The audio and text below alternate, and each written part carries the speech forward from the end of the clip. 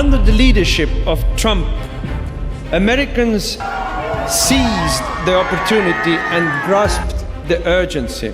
America got 4 more years of Trump. We, here in Europe, got 5 more years of Ursula von der Leyen.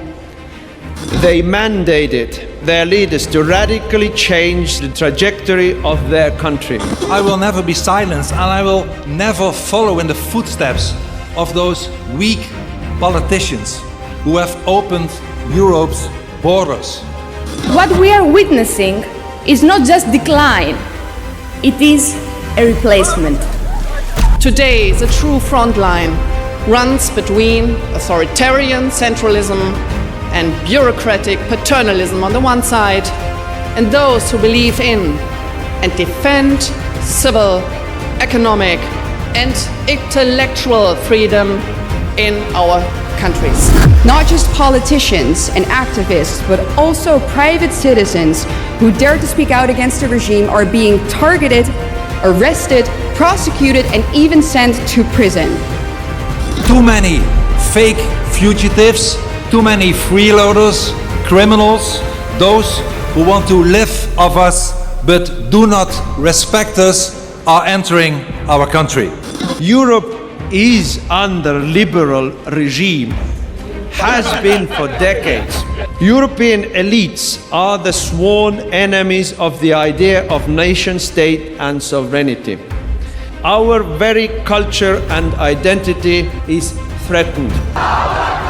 So we must not, cannot afford to waste the window of opportunity open to us by Trump and Trumpism. We are being ruled by leaders who claim that they are democratic leaders, and they force us to play along with their games. And that is what makes modern-day tyranny arguably worse than what we see in the history books. What we are witnessing is not just decline, it is a replacement. A silent replacement of our people, our culture, our way of life. We see it all across the continent, in cities we no longer recognize, in neighborhoods where women no longer feel safe, in schools where children are taught to forget who they are. This is not compassion, it is the organized demolition of European civilization. Millions of people all over Europe today feel like strangers in our own country, in our own neighborhoods. Mass immigration is rapidly changing our culture and identity. It's changing the face of Western Europe, and not for the better, but for the worse. We want to close our borders for more asylum seekers and turn them back at our borders. We want a temporary stop of all family reunification of asylum seekers. We want all criminal foreigners to be deported from the Netherlands. We are patriots, and we stand steadfast on the side of freedom. We fight for free speech, the cornerstone of all freedom. We fight for secure borders and law and order. We fight for the safety for our kids and next generations. We fight for sovereign nations and the next generation. We fight for the right to be free citizens and free nations. Europe is still on a very dark path. If we don't change course, immigration, mad environmental delusions, evil sexual perversions of woke ideology, corrupt judicial systems, and ever more brazen suspension of democratic procedures will inevitably lead us to a violent, poor, unfree, desolate period of corrupt and evil rule, defenseless against outside forces where no one can escape the misery it brings. They say that to maintain peace in Europe, we need to go to war with Russia. They say that to protect democracy, we have to ban right-wing parties.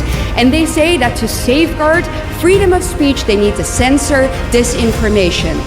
Just like in Orwell's 1984, war is peace, freedom is slavery, ignorance is strength. Our own money, the money of European families, is being diverted from our schools, our hospitals, our children, and handed over to NGOs that support illegal migration. They call it humanitarian aid. We call it betrayal. Let's be clear, illegal immigrants are not undocumented or misunderstood. They are exactly what the law defined them as, illegal invaders. Who impoverishing and endangering our people, selling out our Judeo-Christian civilization to those who shout the anti-Semitic choruses in our streets today. First, mass immigration. Second, woke multiculturalism. And third, maybe the worst, political cowardice. Our thoughts, our endeavors are at the service of the old values that we cherish: God, homeland, and family. Now is the time to take it back. Take back the power that belongs to the nations of Europe. The media, the academia, most of the religious institutions, judiciary, cultural institutions, and even army and police are ideologically entirely corrupt. Just look at the British police dancing in the streets with rainbow flags and then beating up British pensioners on behalf of Muslims who are upset for being called on their raping and murdering of little children. And now, ladies and gentlemen, we can find the embodiment of that regime in one person in particular. The worst leader of them all, the President of the European Commission, Ursula von der Leyen. The thing is, though, that no one ever voted for Ursula von der Leyen. No one ever voted for her, yet she is one of the most powerful people in Europe, and she's implementing some of the most destructive policies that our continent has ever seen. And last but not least, when are we ever going to see those text messages in which she closed a 35 billion euro deal with Albert Bourla, the CEO of Pfizer? Mrs. von der Leyen, do you ever think about the cries of the mothers who cry at night because their children were raped or murdered by immigrants that you let in? Do you ever think about the farmers whose entire life's work were destroyed because you pushed the communist agenda? Do you ever think about the people who cannot afford food for their children because you implemented policies that are crippling our economy while you were able to send your 7 children off to the most expensive schools in Europe? Do you ever think about that? I bet you don't, because none of this is happening in your backyard. But, ladies and gentlemen, I do. I think about those people. I think about them. I will not forget them. So let me promise you right here, right now, I will not stop fighting for them. I will not stop fighting for the truth, and I will not stop fighting for my people. The time of zero accountability will come to an end, and I will promise you, we will make Europe great again.